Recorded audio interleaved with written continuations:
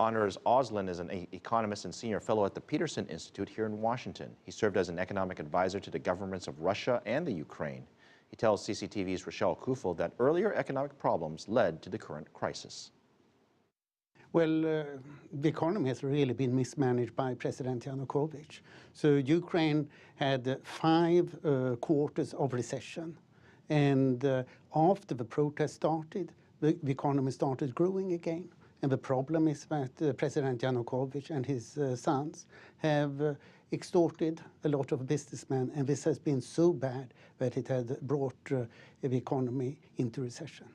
Various polls have a pretty even split between those Ukrainians who want to back the EU and those who prefer to go with Russia. Now, what's your finding on this? Well, mostly in the opinion polls, it's about 60% in favor of European integration and 40% in favor of closer links with Russia. So there is usually a significant majority for European integration, and the division should not be exaggerated. Ukraine has already free trade agreement with Russia and the other post-Soviet countries, and this would be a free trade agreement with the European Union. So I think this is a bit misunderstood. On the one hand, you have Russia's $15 billion bailout, and on the other hand, you have the EU's offer of a potential trade pact. How do those alternatives stack up?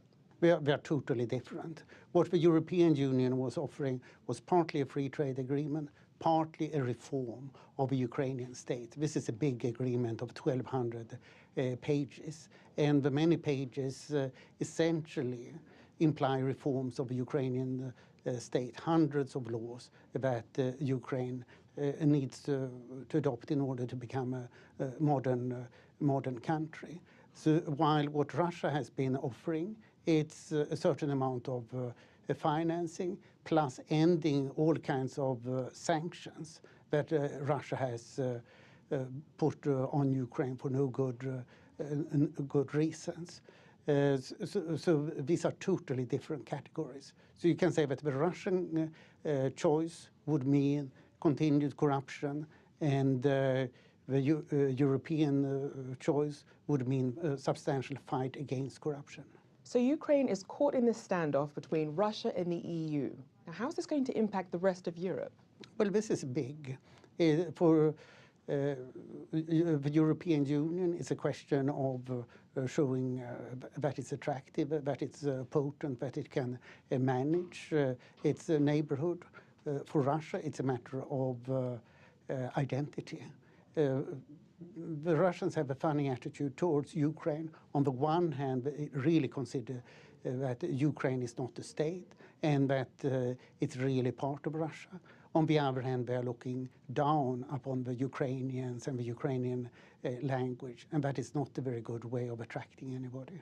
Ukraine is still tackling its debt problems, government spending, and its currency reserves are now at a 4-year low. Is it fair to say that the economy is on the brink of collapse? It's not. The reserves are still $20 billion, which is 2.5 months of imports. All the public debt repayments are $14 billion in the next 15 months. So Ukraine is not on the ropes. And right now, as we speak, the Ukrainian exchange rate is declining. It has fallen by 10%, and it should probably fall by 20%. And this has been one of the fundamental demands from the International Monetary Fund. So the immediate crisis should not be exaggerated. What would you say are the short and long-term benefits of going down the path of the EU? The best calculations that I've seen suggest that in the long term, Ukraine would benefit 12% in its GDP by doing the European Association Agreement, and lose 4% of its GDP if it opts for the customs union. Face it, the European economy is 10 times larger than the Russian economy, and also the European economy is much more competitive, so it would force Ukraine to modernize than the Russian economy. And joining the European Association Agreement would mean that Ukraine gets much more foreign direct investment.